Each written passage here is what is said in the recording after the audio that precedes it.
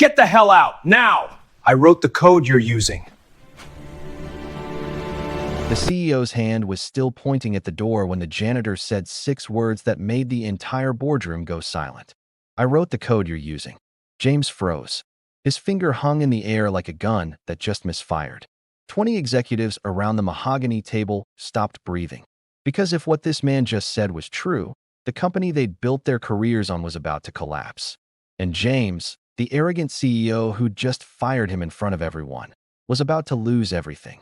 If you want to see a billionaire realize he just destroyed his own empire, smash that subscribe button right now and drop a comment telling me which part of the world you're watching from. Because what happens in the next 15 minutes is absolutely brutal. Let me take you back to where this nightmare started. Quantum Solutions. 73 floors of steel and glass in downtown Seattle. Market cap of $4.2 billion.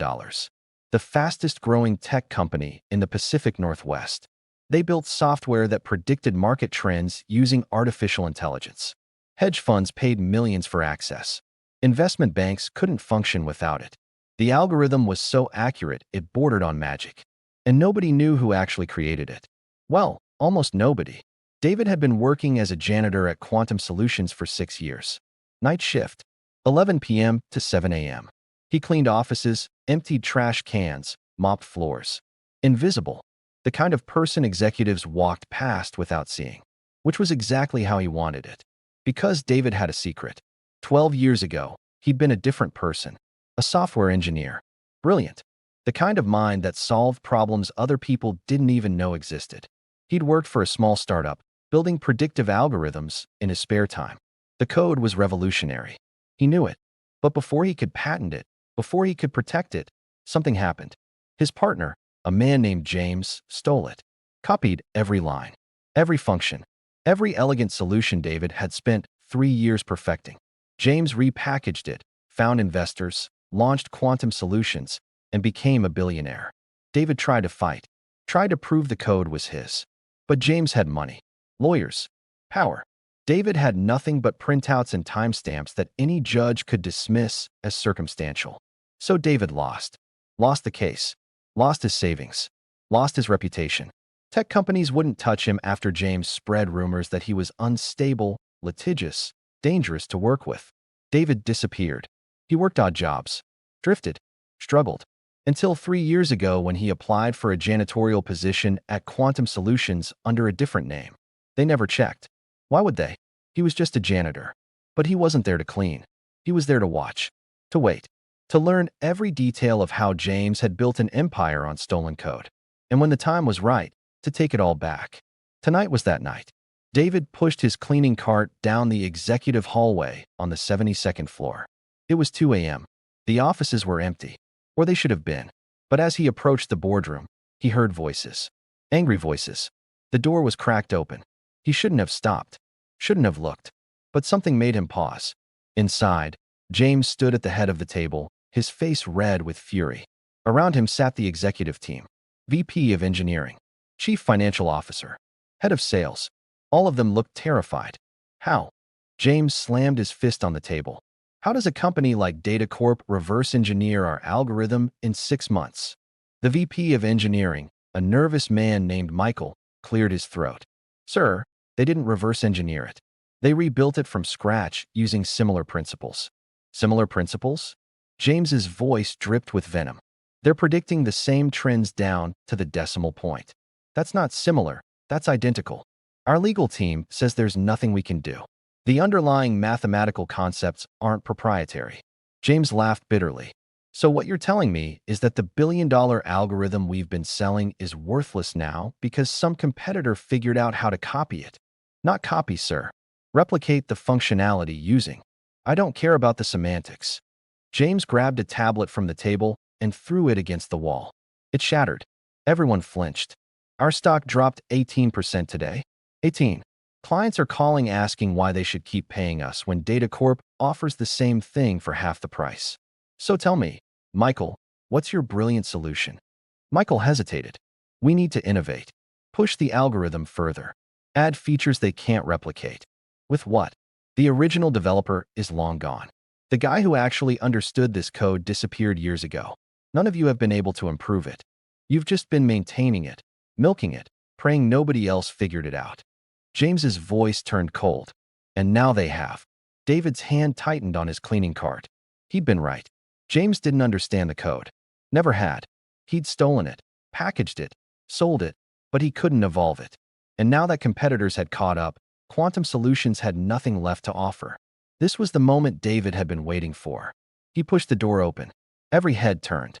James's face twisted with irritation. Are you kidding me? We're in a private meeting. David stepped inside, pushing his cart. Sorry, I'm supposed to clean this floor. Not now? Get out. It'll just take a minute. I said get out. James's voice echoed off the walls. David stopped, looked at James, really looked at him.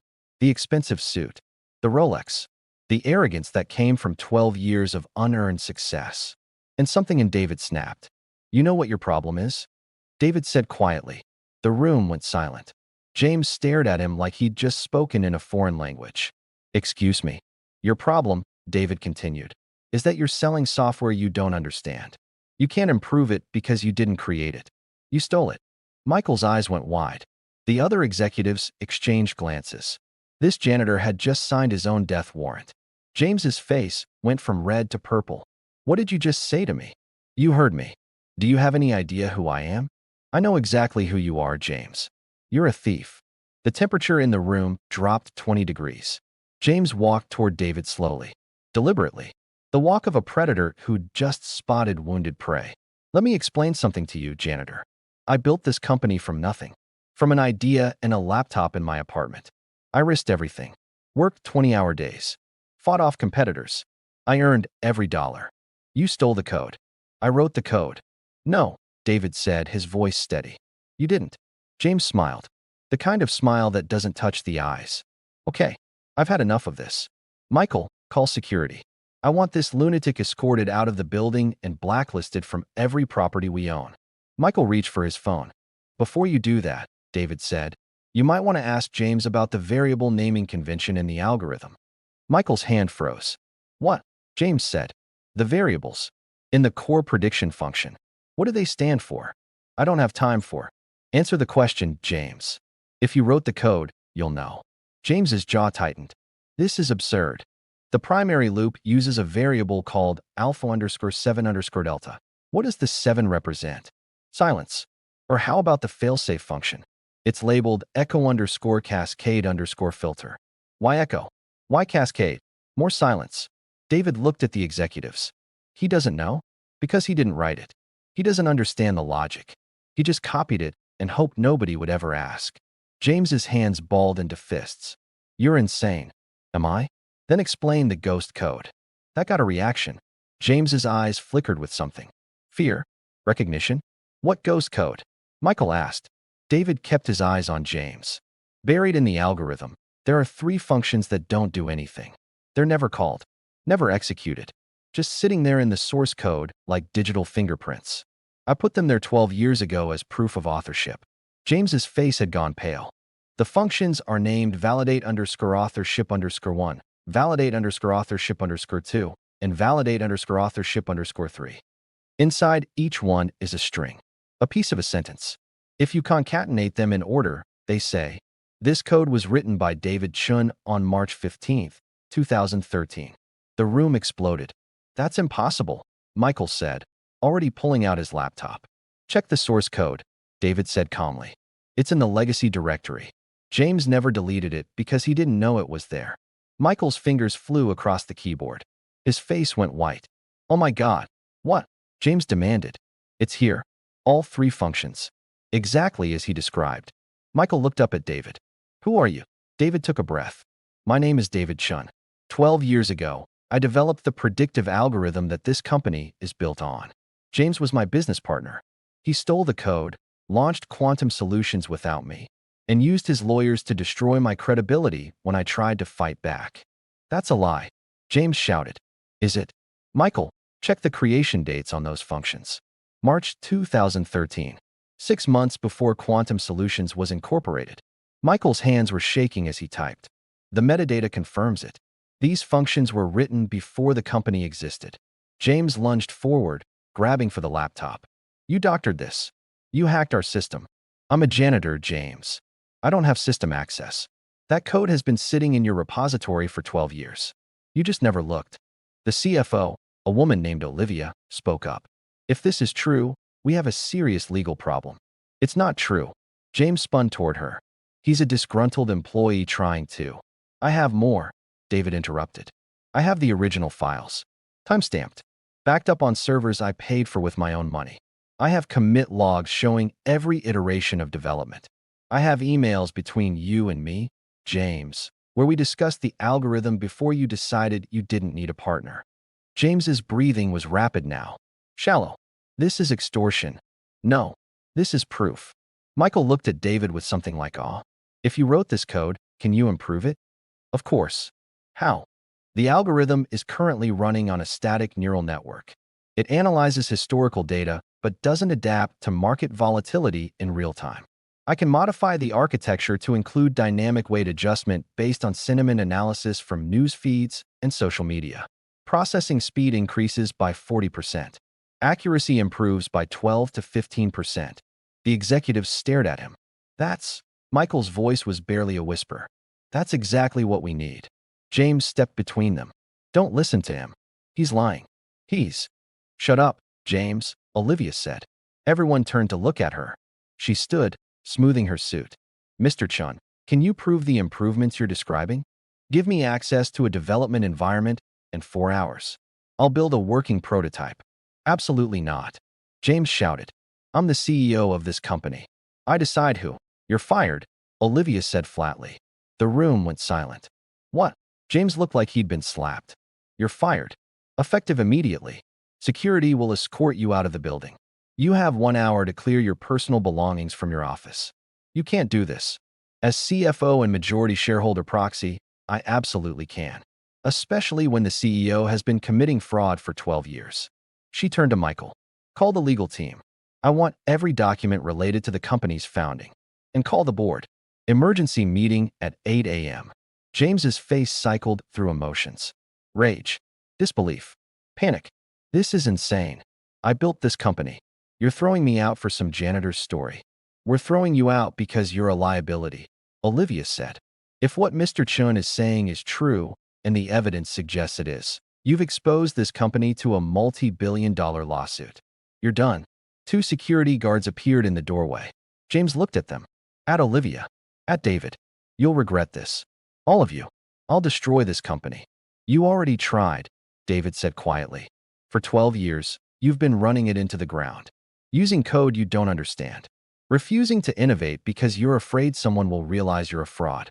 Now your competitors have caught up and you have nothing left to offer. James took a step toward David, fists clenched. The security guards moved between them. Don't, one of them said. James's shoulders sagged. The fight drained out of him. He looked around the boardroom one last time, at the empire he'd built on stolen code. And for the first time in 12 years, he saw it for what it really was. A house of cards. And David had just blown it down.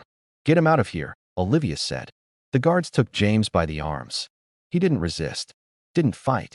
Just let them lead him toward the elevator, his expensive shoes squeaking on the polished floor. As the elevator doors closed, David heard him say one last thing. I'm sorry, but it was 12 years too late. Olivia turned to David. Mr. Chun, we need to talk. About employment. About equity. About making this right. David looked at his cleaning cart. At the mop and the spray bottles and the garbage bags. He'd pushed that cart for 3 years, invisible, waiting for this moment. I think, he said slowly, I'd like to see that development environment now. Michael laughed. Actually laughed. I'll set it up personally. For hours later, David sat in the engineering lab surrounded by monitors, his fingers flying across the keyboard like he'd never stopped coding. The improvements he'd described weren't theoretical. They were real. And as Michael watched the prototype run, watched the accuracy numbers climb, he realized they weren't just saving the company. They were revolutionizing it. By morning, the board had made its decision. David Chun was appointed Chief Technology Officer of Quantum Solutions. 20% equity. Full control over the engineering team. And a public apology from the company for the theft that had stolen 12 years of his life. James tried to sue. Of course he did. But when David's lawyers presented the evidence, the ghost code, The timestamped files, the emails. The case fell apart in 48 hours. James settled for silence and a non-disparagement agreement. He walked away with nothing but the money he'd already taken from the company. No equity, no legacy, just the knowledge that he'd built an empire on sand. Quantum Solutions, meanwhile, exploded. With David running engineering, the algorithm evolved, adapted, became something even the competitors couldn't touch. The stock price recovered, then doubled, then tripled. And David? He still remembers what it felt like to push that cleaning cart, to be invisible, to watch the man who'd stolen his life parade around like a king. But he also remembers the look on James's face when everything came crashing down. When the janitor he'd tried to fire turned out to be the only person who could save the company. When arrogance met consequence. And consequence won. 3 years later, Quantum Solutions is worth $8 billion. David sits in the corner office on the 73rd floor, overlooking Seattle, coding algorithms that change the world. He mentors young engineers, invests in startups, gives talks about innovation and integrity. And sometimes, late at night when the building is empty, he walks down to the janitorial closet on the 72nd floor. He looks at the mops and the spray bottles and the cleaning cart, and he smiles, because he knows something most people never learn. Power isn't about the title on your door. It's about what you build when nobody's watching. And revenge isn't about destroying your enemies. It's about becoming so successful that they destroy themselves trying to keep up. James learned that lesson the hard way, and he'll spend the rest of his life wishing he'd treated that janitor with respect. Because you never know who's pushing the cleaning cart, and you never know when they'll stop cleaning and start reclaiming what was always theirs. If this story hit you, drop a comment and let me know what you'd do in David's position. Would you have waited 3 years? Or would you have burned it all down immediately? And make sure you're subscribed, because stories like this, where arrogance gets destroyed and the underdog wins, are exactly what this channel is about. Justice isn't always fast, but when it comes, it's absolutely devastating.